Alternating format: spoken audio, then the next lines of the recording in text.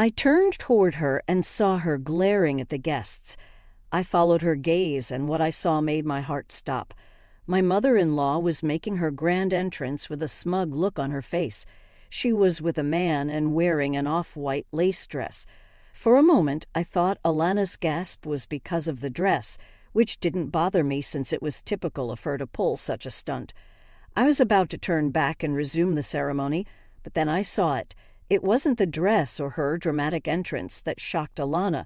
It was the man she was with, my abusive ex-husband, Joseph. Seeing Joseph felt like a punch in the gut. It took me a long time to recover from that marriage and its consequences. Even now, thinking about those years makes me feel sick. And here he was on my wedding day, ruining what should have been the happiest moment of my life.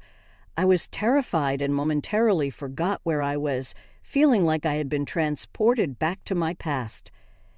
Alana saw what I was going through and came to hold my hand, bringing me back to reality. How could my mother-in-law do this to me? How could she bring him here, knowing the pain and trauma he caused me? I wanted to scream and run away. My husband, concerned, kept asking what was wrong, but I couldn't speak. In my confusion, I realized that while he knew about my ex and my first marriage, he didn't know what Joseph looked like. I just stared at my mother-in-law blankly. Alana said something to my husband, and before I could react, he sprang into action. With a determined look, he marched over to his mother and my ex, demanding they leave. The tension in the room was palpable. My mother-in-law refused, claiming she had a right to watch her son get married. My husband, losing patience, told her that if she didn't leave, we would call the police. She argued that she had done nothing wrong, but I felt sick and needed to sit down. My bridesmaids and mom did their best to calm me down, handling the situation as best they could. The only part of the conversation I actually heard was my husband threatening to call the police on my mother-in-law for bringing someone I had a restraining order against. My ex then spoke, sending chills down my spine. He claimed the restraining order had expired and the law couldn't do anything about it. I had completely forgotten about that. My ex continued, telling my husband he should be glad his mother was trying to stop him from marrying me, claiming I would ruin his life as I had ruined his. There were gasps from the guests. I couldn't believe what was happening. Before he could say more, my husband ran over and punched him in the face. Chaos erupted. Our groomsmen had to step in to defuse the situation, and my ex was eventually thrown out of the venue. By then, someone had called security as well. My ex didn't come back, but my mother-in-law was still there. At that point, it had been almost an hour since this whole drama started. In my head, I accepted that my wedding was over and I wasn't getting married that day. I wasn't even feeling sad anymore. I was just numb. My bridesmaids had taken me inside, and I was sitting in the dressing room alone because I needed some breathing space. I was wondering what to do next when I heard a knock at the door. It was my husband. He asked if he could come in, and of course I said yes. He sat down and apologized for everything that had happened. He said he should have been firmer with his mom from the beginning and not let things get this far. He asked me to forgive him. I couldn't believe this man. Here I was, blaming myself for everything, and he was asking for forgiveness. I broke down, and we both started crying. After I was more stable, I told him he had nothing to apologize for. We sat in silence for a while, holding hands. After some time, he told me he had asked the guests to leave, and only our wedding party was still there. He said, although it wasn't how we hoped things would be, he wanted nothing more than to marry me. I wasn't sure I could walk down the aisle again after what had happened, but looking at his hopeful face, I couldn't say no. So I walked down the aisle to my best friend and biggest supporter. This time we said our vows, looking into each other's eyes without any interruptions. We got married with only our closest friends as witnesses. After the ceremony, we danced and had a little intimate reception, donating all the leftover food. We came back home as husband and wife for the first time, and all the bad things that had happened seemed like a distant nightmare. We went on our honeymoon and didn't talk about the ceremony or my mother-in-law once. I tried to bring it up a few times, but my husband wouldn't let me, saying we shouldn't let it sabotage our happiness again. I was curious but agreed with him. However, throughout the honeymoon he acted kind of suspicious. He took a lot of phone calls, and every time I asked who it was, he said it was work. This was unusual because his workplace never bothers him on vacations. I asked if there was any trouble, but he brushed it off, saying they were just busy and needed his help. It still seemed weird to me, but I trusted him completely and focused on enjoying our time together. Our honeymoon was 2 weeks long, and we got back a few days ago. Yesterday, I overheard my husband talking on the phone and sounding really agitated. I asked him who it was and if everything was all right. He tried to brush it off as work stuff, but I knew he was hiding something and wouldn't stop bugging him until he told me what was going on. That's when I found out that ever since the disaster, on our wedding day, my husband had been secretly battling with my mother-in-law, trying to get her to leave us alone. He had told her at the wedding that she would never see him again, but she didn't take him seriously and kept calling him during our honeymoon until he had to block her from everything.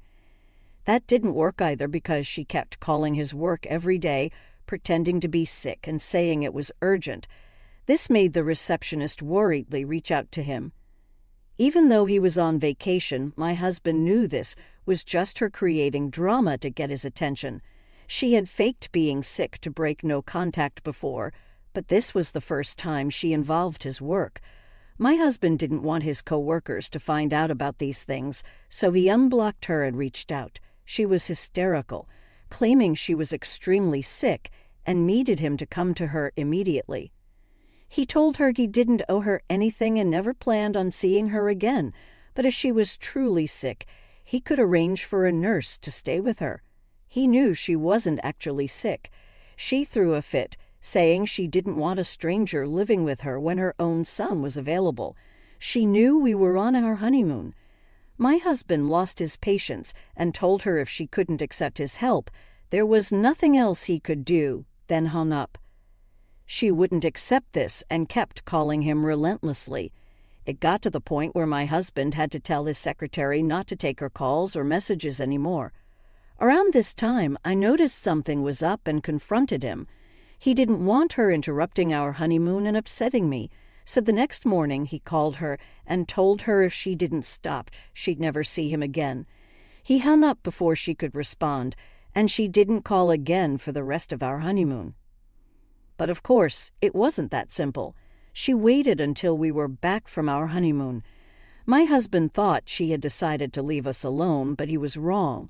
Her lawyer reached out, saying if he didn't start responding to her, she'd file an elder abuse case against him for neglecting her during a time of serious illness. When he asked what illness, the lawyer claimed we were causing her mental trauma by cutting her off, affecting her blood pressure. Let me be clear, my mother-in-law has no record of blood pressure issues. This was just a plot to make him feel guilty or create enough of a scene to make him break no contact. We all know this, but she'd never admit it. The conversation I overheard my husband having was with his lawyer.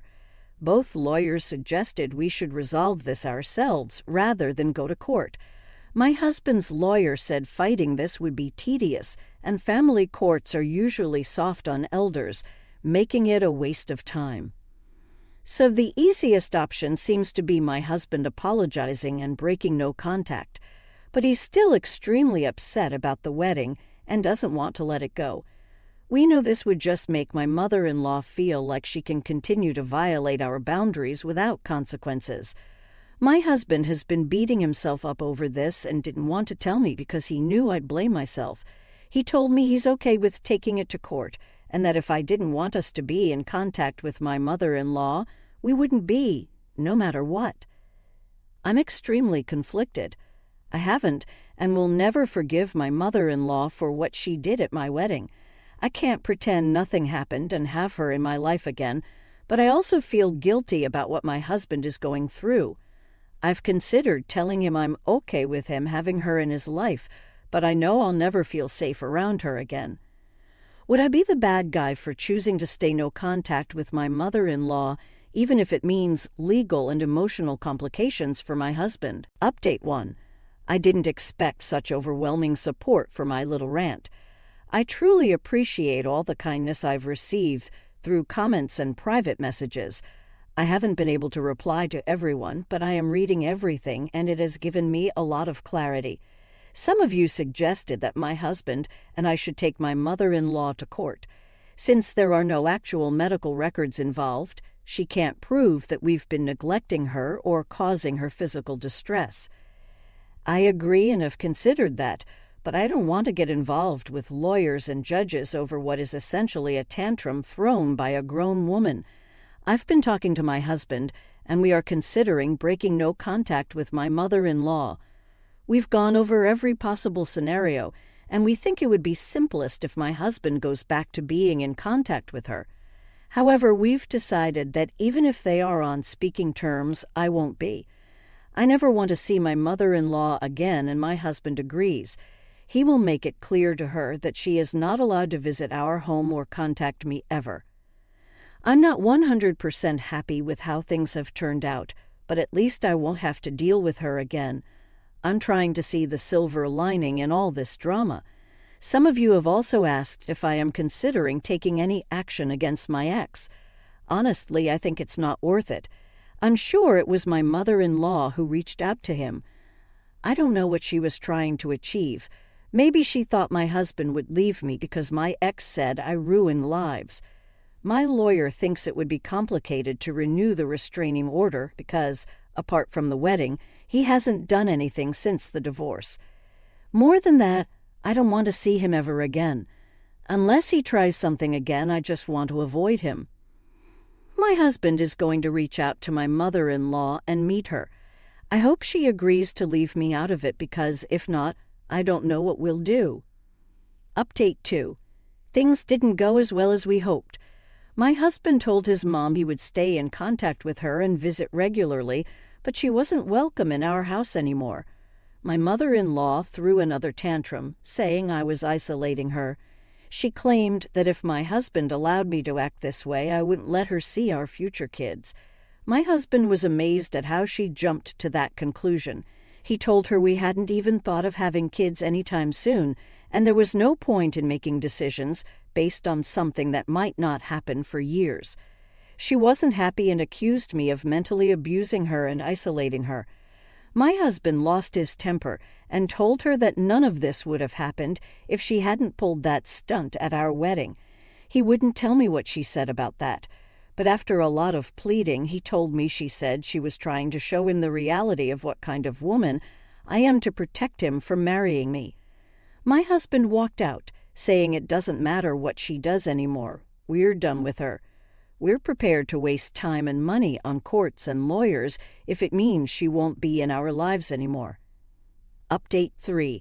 I posted a couple of months ago about my crazy mother-in-law sabotaging my wedding and trying to blackmail my husband and me into forgetting everything she did. Here's an update if anyone is still interested. When my husband told my mother-in-law to call her lawyer, she thought he was bluffing. But we were serious. The next time she tried to reach out, he told her to only contact us through our lawyer. She got offended and started showing up at our house randomly to try and get a hold of him. It got to the point where I was scared to open the door. One particularly frustrating day, I told my husband maybe we should move without telling her. I wasn't serious, but we looked at each other and realized it could really improve things for us. Thankfully, we have enough savings to move to a rented place while our house was being seen by buyers.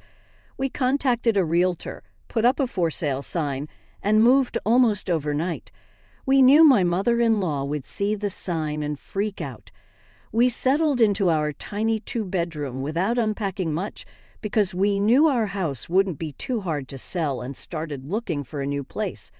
Sure enough, 2 days after moving out, our lawyer called to say my mother-in-law was bombarding her with questions. We told our lawyer to ignore her and say we would show up for any court dates, but that she shouldn't expect to see either of us ever again. A few days later, we were told she was dropping any cases and wanted my husband to speak to her again. We might consider seeing her someday in the not-so-near future, but for now, we're focusing on our marriage and finding a new place to start over. We're thinking of a condo with good building security to keep out